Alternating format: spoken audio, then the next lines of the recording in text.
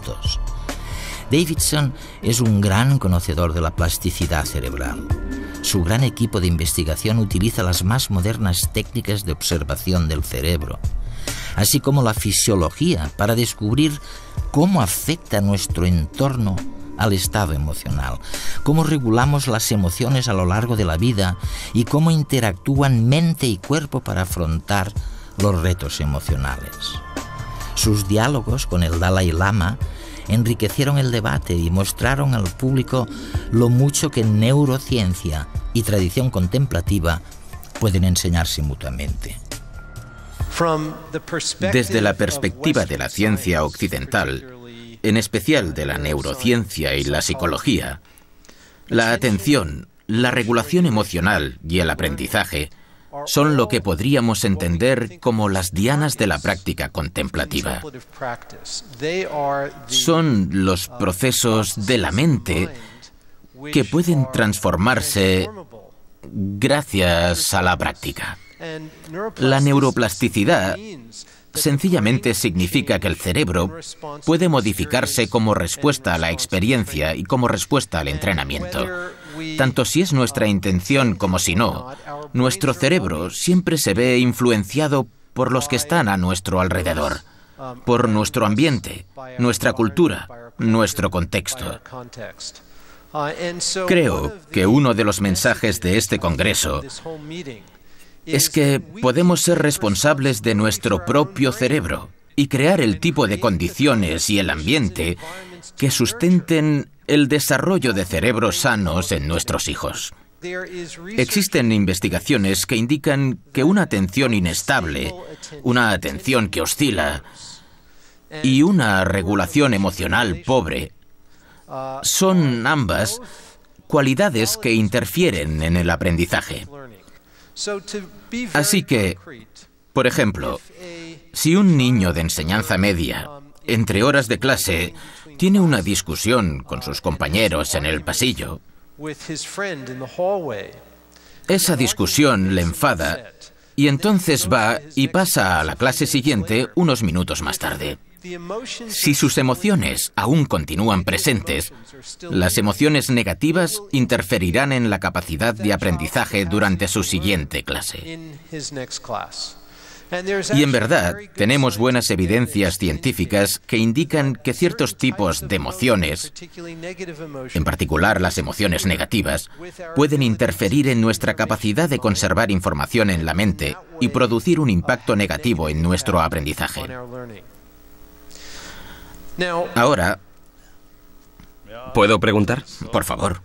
Cuando utilizas la palabra negativo, ¿en qué sentido lo haces? El significado que le doy aquí es... Creo que su santidad ha utilizado emociones destructivas, lo que incluiría la ira. Pero lo más importante en la forma en que lo utilizo aquí es que estas son emociones que persisten más allá del punto en el que podrían resultar útiles. De modo que, realmente, esta es la idea que está tras la regulación emocional. La extensión en la que la emoción persiste más allá del punto en que podría ser útil. Entonces, interfiere con la capacidad del niño para aprender. Algunas veces, la ira es necesaria. En ese sentido, está la ira motivada por la compasión. Esa ira es positiva. De ese modo. En respuesta a una situación especial, a veces es necesario enfadarse. Aunque necesaria. Y sí, con un propósito. Más allá de eso, ¿no? Más allá de eso es destructiva.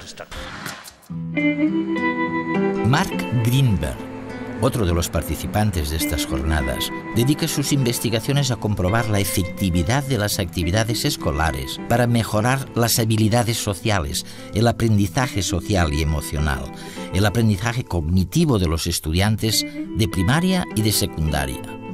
Él se centra especialmente en la prevención de la violencia y de la delincuencia y analiza para ello el papel del individuo, de la familia y de la comunidad a la hora de poner en marcha programas de prevención. Mark, trabajas en el campo de la prevención de problemas y mi primera pregunta sería la siguiente. En la educación, ¿qué es lo que intentáis prevenir? ¿De qué intentáis protegeros? En la investigación preventiva con niños, lo que intentamos es evitar un conjunto de problemas comunes que pueden presentarse en los niños. La agresividad, el mal rendimiento en las aulas, la falta de atención. Cuando alguien es agresivo, no presta atención y a menudo no obtiene muy buenos resultados en lectura o matemáticas. Pero pensamos en la prevención no solamente como una manera de prevenir un problema, sino especialmente de reforzar el desarrollo del niño e instaurar una serie de factores protectores. Por eso, nos interesa empezar con los niños de 3 o 4 años y ayudarles a calmarse cuando se alteren, incluso a conocer sus sentimientos, saber cuándo están disgustados y desarrollar una sensación de autoconciencia. ¿Y cómo se puede ayudar a un niño a que se calme cuando está alterado?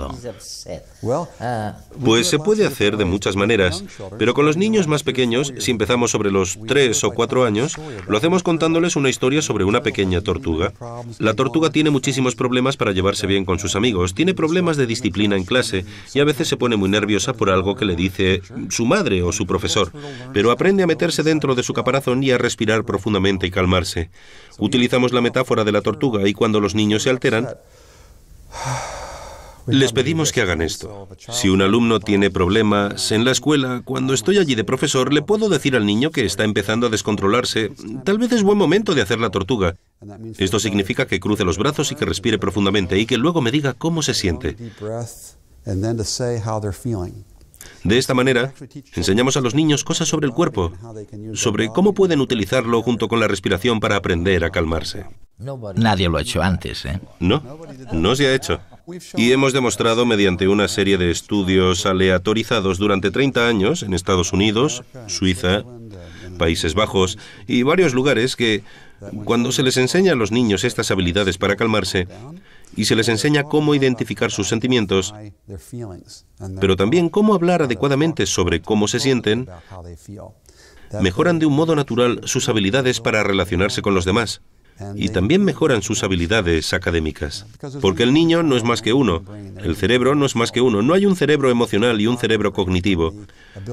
Y cuando la capacidad de prestar atención, calmarse y hablar eficazmente de los sentimientos se combina en el desarrollo de un niño, todo funciona mucho mejor.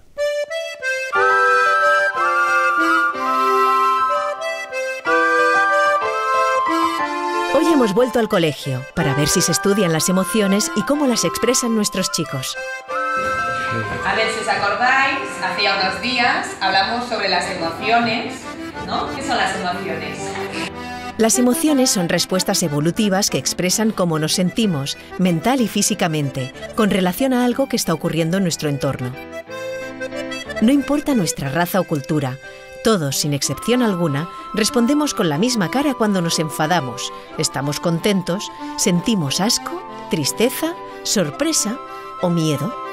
Nos enfadamos si somos víctimas de una agresión, por pequeña que sea, y nos culpan por ello. Estaba con un amigo mío jugando a básquet y empezó a tirarme cosas. Después yo me enfadé mucho y le tiré la pelota. Entonces después, cuando subimos a clase, todo el mundo había visto cómo le tiraba la pelota y entonces la mayoría me daba la culpa. Y a veces nos enfadamos tanto que incluso perdemos los papeles. Estaba escuchando música con un iPod y mi hermano no paraba de molestarme y tenía estaba muy enfadado. Me enfadé tanto que le pegué. O no podemos creer que un ser querido se muera. No me lo podía creer, era imposible porque, no sé, era imposible. No te lo podías No imaginar. me lo podía creer, no me lo podía meter en la cabeza. Es muy bien. Otras nos duele el rechazo. Ahora mi hermano, ha cambiado de instituto y está en un pueblo con mis primas y mis tíos. Y mi madre casi siempre lo llama y yo también quiero hablar con él. Y cuando me pongo yo, dice qué quieres, no sé qué, y pasa de mí, claro, yo quiero saber cómo le va, pero no se deja y yo pues me siento rechazada y me siento muy mal. Pero nada supera la alegría de una nueva vida. Y yo no estaba cuando...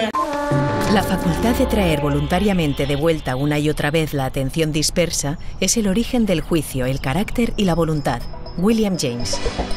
Los niños tienen cada vez más cosas que aprender, más plataformas para interactuar con el mundo, más estímulos que procesar, y así no es de extrañar que les cueste cada vez más centrarse y focalizar la atención, tomar decisiones teniendo en cuenta a los demás y a sí mismos. Esta semana, Redes quiere insistir en el ámbito de la educación.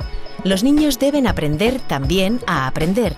Y para ello se requiere una cierta capacidad de autorregulación, es decir, ser conscientes de su atención y de sus emociones. Si la neurociencia nos está demostrando lo maleable que es el cerebro, en especial en los primeros años, transformemos la educación para producir personas con cerebros más felices, más responsables y más cooperativos.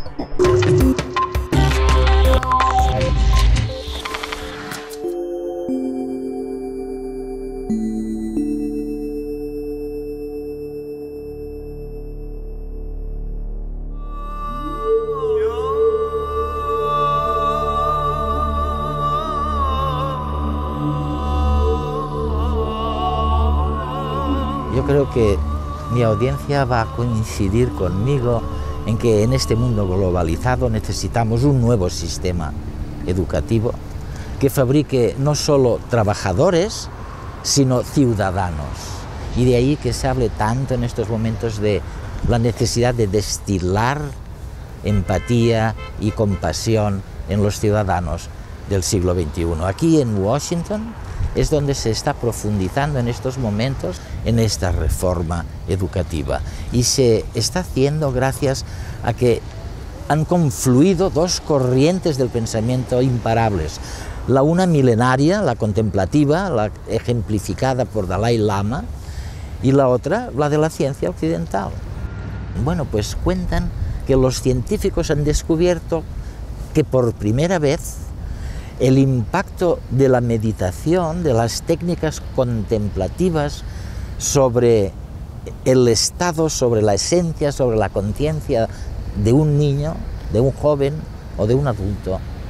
No sabemos todavía en qué medida la afecta, pero sí conocemos ya que le afecta.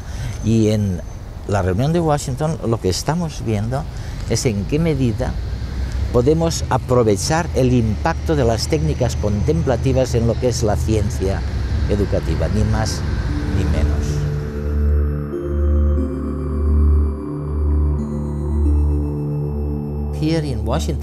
Ahora que se celebra en Washington este congreso increíble,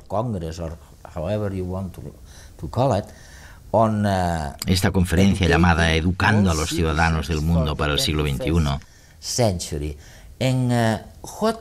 ¿hay alguna primicia en relación con tu trabajo, el de Dan Goleman y los demás expertos? ¿Cuáles son las novedades respecto al sistema de educación social y emocional?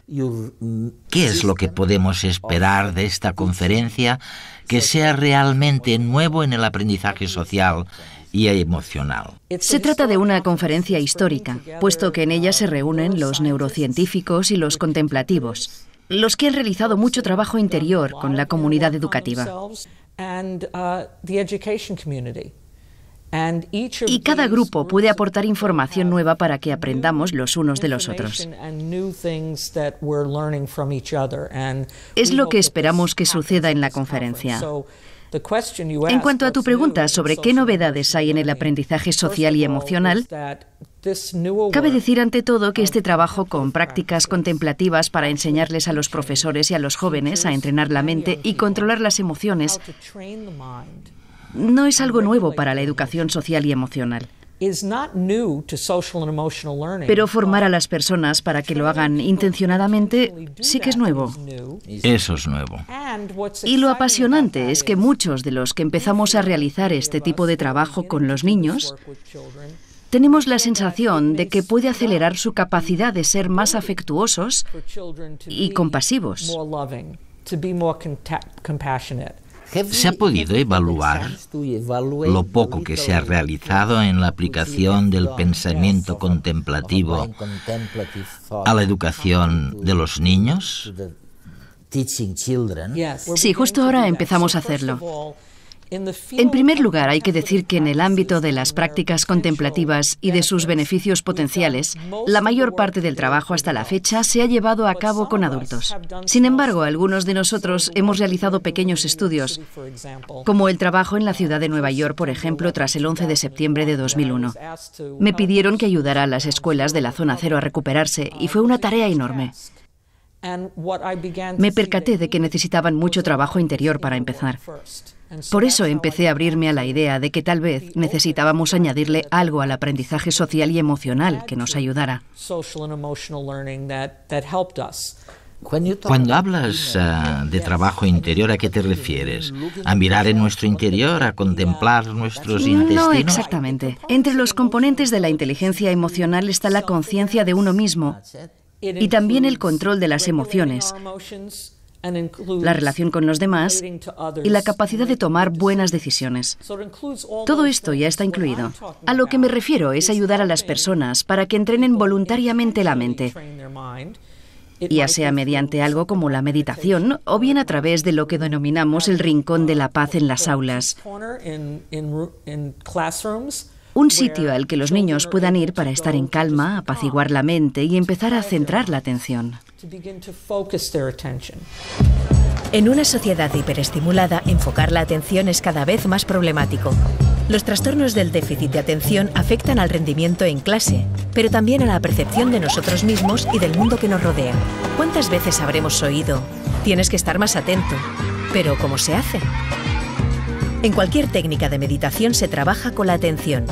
Siéntate, cómodo, pero no demasiado para no dormirte. Mantener la espalda recta te ayudará. Y simplemente respira. Lleva toda tu atención a tu respiración, sintiendo como cuando entra el aire está frío y cuando sale es más caliente. Cuando uno pone toda su atención en sentir su cuerpo y respiración, sin entrar a discutir mentalmente lo que siente, sino sencillamente sintiendo, la mente se acalla por sí misma. El estado de quietud que se persigue es el de vigilancia atenta pero relajada, sin esfuerzo. Muchos lo describen como ese momento cercano al sueño, cuando el cuerpo está relajado y no existe diálogo interno. Pueden ser solo unos segundos, pero entonces la mente está en calma, y la calma mental es sinónimo de salud mental. Los beneficios más inmediatos de practicar meditación son la capacidad de tranquilizarnos, un descenso del estrés, el desarrollo de la atención, la percepción del detalle y también de la memoria. Y de cara al futuro, ¿en qué estáis pensando? Creo que lo importante es que ahora sabemos que el cerebro tiene mucha plasticidad. Y estamos aprendiendo que nuestras experiencias lo moldean. Es verdad, es verdad. Así que nos planteamos lo siguiente. ¿Qué pasa con las experiencias para calmar la mente y centrar la atención? ¿Qué sucedería si lo cultiváramos en los niños? Si aumentáramos la repetición de esa experiencia en sus vidas mediante la práctica regular, por ejemplo. ¿Acaso cambiaría su manera de aprender? ¿Su manera de dominar las emociones durante el resto de su día a día? Déjame explicarte brevemente un pequeño estudio que ya hemos realizado en Nueva York a través del Inner Resilience Program. El estudio contó con la participación de unos 855 estudiantes de hasta 11 años y fue un estudio aleatorizado y controlado con un grupo de tratamiento y un grupo de control, así como 57 profesores. Lo primero que descubrimos es que se produjeron cambios significativos en los profesores. Acabaron menos estresados. Los profesores que están menos estresados son más felices y más conscientes de los niños y de sus necesidades. ¿Y qué descubrimos con los estudiantes? Pues dos cosas. Por un lado, una disminución de los niveles de frustración. Y por otro, un aumento de una sensación que en este estudio llamamos autonomía. Es decir, los niños sentían que tenían voz en la clase, que el aula era una comunidad de aprendizaje democrática donde su opinión contaba y se les escuchaba. Ambas cosas, la menor frustración y la mayor autonomía, sin duda aumentan las posibilidades de que nuestros niños aprendan en general, tanto si educamos el corazón como la mente. Director de los laboratorios de neurociencia afectiva y de neuroimagen y comportamiento en la Universidad de Wisconsin-Madison, Richard Davidson busca el origen neurológico de los desórdenes emocionales en niños y en adultos. Yo estaba en colonias y me alegró mucho y bueno, es que no lo conocí hasta pasaron 3 días y mi madre le mandó la foto de mi hermano a una profesora y me alegré muchísimo. Y una de las cosas que nos da más miedo es lo desconocido. Y empezó como si alguien estuviera dando golpes a las puertas o a las ventanas y tuvimos mucho miedo, nos fuimos corriendo, se nos cayó toda la comida y cuando salimos no había nadie. Y es que no lo podemos evitar. Llevamos un mundo entero huyendo dentro.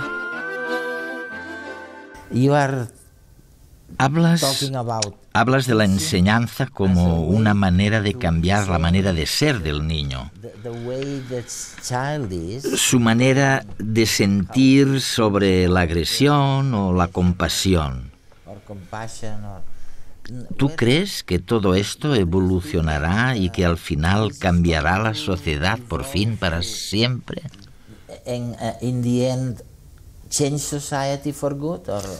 Creo que sí. Me parece que hay una transformación que ya está en marcha. La vemos en varios países. Por ejemplo, en algunos estados de Estados Unidos, Illinois por poner un caso, todas las escuelas deben elaborar ahora un plan para el aprendizaje social y emocional de los niños. Del mismo modo que tienen un plan para la lectura o las matemáticas. Tienen que hacerlo por ley.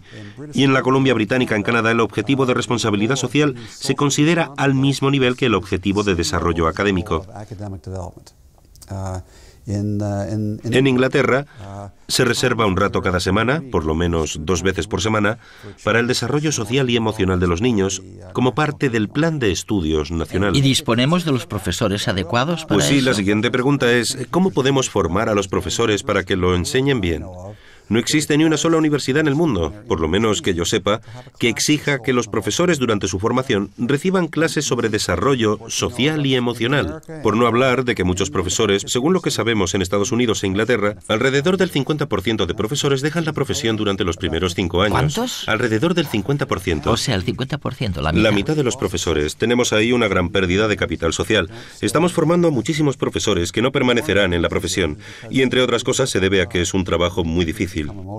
Muchos profesores se agotan emocionalmente y acaban quemándose. Creemos que uno de los motivos es que ellos mismos no aprenden muchas de las habilidades sociales y emocionales que pueden ayudar a crear el tipo de cultura en el aula que calme a los niños, les enseñe a llevarse bien entre sí y a ser más compasivos. Ahora los expertos como tú nos decís que es muy importante hacer algo para impartir una clase que ayude al niño a desarrollar sus propias actitudes, sus propios puntos fuertes, su vida en realidad. Pero esto no es nada fácil, ¿eh? Bueno, no es tan difícil como parece. Hasta ahora lo que hacíamos con los profesores era presionarlos, muchas veces, para que se centraran únicamente en lo académico, solamente en la lectura, las matemáticas y las ciencias. Y en eso se han convertido, en profesores de lectura, de matemáticas y de ciencias. Pero la mayoría de profesores eligieron la profesión porque querían llevarse bien con los niños. Les gustan los niños y quieren pasar tiempo con ellos, educarlos, prepararlos para la vida. Y conforme se lo vamos permitiendo y les brindamos más habilidades para hacerlo, descubren que disfrutan mucho más enseñando. Y que quizás puedan ayudar al niño a desarrollar su propia vocación o sus propias cualidades, ¿no? Eso es, sí. Por ejemplo, en uno de nuestros proyectos hemos trabajado con profesores para enseñar un plan de estudio a los niños sobre emociones y autocontrol. Y hemos descubierto que los profesores enseñan mejor en un estudio aleatorizado comparado con otros profesores. Enseñan más eficazmente, pero también hemos visto que la conducta de los niños mejora. Y no solamente mejora su conducta, sino también sus habilidades cognitivas. Todo esto va de la mano. Cualquier director de escuela te hablará de los niños que los profesores mandan a su despacho, y no son niños que necesariamente tengan un nivel bajo de inteligencia, pero sí son problemáticos. son un problema en el aula. Con el tiempo estos niños se volverán más y más difíciles y muchos de ellos dejarán los estudios sin terminar. Sin embargo, los problemas de estos niños no son cognitivos, radican en su capacidad de hacer una cosa muy simple, porque si lo pensamos es simple. Calmarse cuando están alterados, tener buenas amistades y pensar en los sentimientos y las necesidades de los demás. Y conforme vamos enseñando estas habilidades, descubrimos que se pueden enseñar igual que se puede enseñar la lectura o las matemáticas, y vemos que los niños mejoran espectacularmente. Hemos realizado un estudio que le quiero explicar, aunque sea un estudio preliminar. Es un estudio sobre yoga y mindfulness o presencia alerta. Fuimos a escuelas en Baltimore, muy cerca de aquí, para que nos permitieran hacer una práctica de yoga con niños de 10 y 11 años. 4 de los 5 días de colegio salían del aula e iban a la cafetería o a otra sala y hacíamos entre 30 y 40 minutos de yoga y regresaban. En las escuelas de control seguían con las actividades normales de clase. Durante los primeros 20 o 30 minutos, los chicos iban pasando por los distintos ejercicios de yoga, estirándose y doblándose de distintos modos. Con eso liberaban la energía porque los niños pequeños son muy activos físicamente, y una vez habían hecho todos estos ejercicios les decíamos que se tumbaran en sus colchonetas, simplemente tumbados en el suelo. La postura del muerto. Y en esa posición durante unos 3 o 5 minutos les guiábamos a través de una meditación de atención. Un día les hacíamos fijarse simplemente en la respiración dejando que los pensamientos pasaran. Otro día les hacíamos escuchar los latidos del corazón y concentrarse solo en esa idea. Y otras veces hacíamos una meditación sobre la compasión, en la que los guiábamos a sentir compasión por sus madres, sus amigos y luego por gente que ni conocían. Lo que encontramos es que ese simple yoga diario durante unas 12 semanas redujo significativamente, según los comentarios de los niños, 2 cosas. Una, lo que llamamos rumiar, que es el tener constantemente el mismo pensamiento de preocupación y ansiedad. Las mismas preocupaciones una y otra vez en la mente. Y muchos de estos chicos se encuentran expuestos de forma regular al miedo de la violencia. Y lo segundo que comentaban es que tenían menos pensamientos intrusivos, pensamientos que no pueden controlar que llegan a su mente. Y la tercera cosa de la que informaban de manera general es que tenían una mejor habilidad para manejar sus emociones. De modo que el estudio fue un pequeño inicio, si lo ves como el brote de una planta que puede desarrollarse, sobre el modo de investigar estos temas. De esto no se concluye que los niños deben hacer yoga en todas las escuelas. Simplemente nos da una idea de que ahí hay un inicio prometedor y que ahora tenemos que hacer mejores estudios, con más cuidado para investigarlo. No solo viendo lo que nos dicen los niños, sino con las técnicas de Richard, observando quizá los cambios que ocurren en la actividad cerebral, cómo proceden a nivel académico, etc. ¿Cuál es la relación entre los pensamientos y las emociones? Ha hablado sobre cómo utilizar el razonamiento para ayudar a cultivar cualidades como la compasión. Hemos aprendido lo importante que es la memorización en la tradición budista y en la educación monástica. Y estaría muy interesado en escuchar sus comentarios sobre cómo la habilidad de razonar que se cultiva a través de la memorización podría también afectar al desarrollo de cualidades emocionales positivas. ¿Cómo está esto conectado? ¿Existe una conexión entre un tipo de entrenamiento cognitivo, como es la memorización, y el desarrollo de cualidades emocionales positivas tales como la compasión? En términos generales, cultivar la capacidad de pensar, ya sea a través del razonamiento u otra cosa para que nos ayude o no a acrecentar el potencial de nuestra compasión o bien de potencialidades negativas como la ira, no es una garantía. La memorización no. Sin embargo, por supuesto, esta investigación sobre cómo pensamos proporciona un claro entendimiento o conciencia sobre el valor o su destructividad. Esta emoción es destructiva esta emoción es beneficiosa. Algunas emociones temporalmente son beneficiosas, pero a largo plazo son dañinas.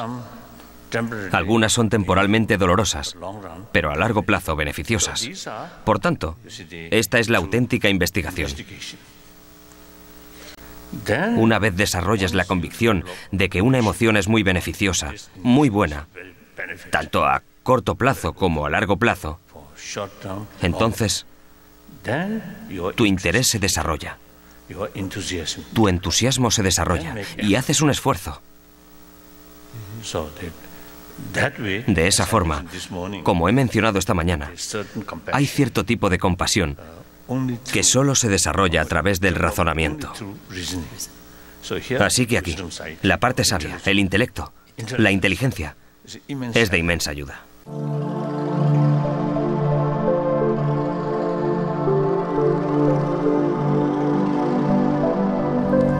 El autocontrol y la meditación permiten que el cerebro respalde toda la labor del aprendizaje social y emocional del ciudadano del mundo que viene. Yo creo que esta es la principal conclusión del evento al que hemos asistido en Washington, D.C., en la capital de Estados Unidos. Hemos intentado ver cómo este autocontrol, cómo este poder de análisis interior incide en las capacidades de aprendizaje de la gente. ¿Por qué? Bueno, porque la ciencia, los científicos occidentales están descubriendo que hay un cierto impacto de estas técnicas de autocontrol en las técnicas de aprendizaje.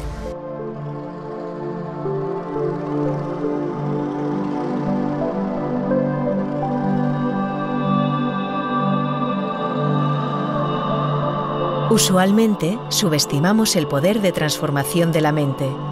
Matthew Ricard.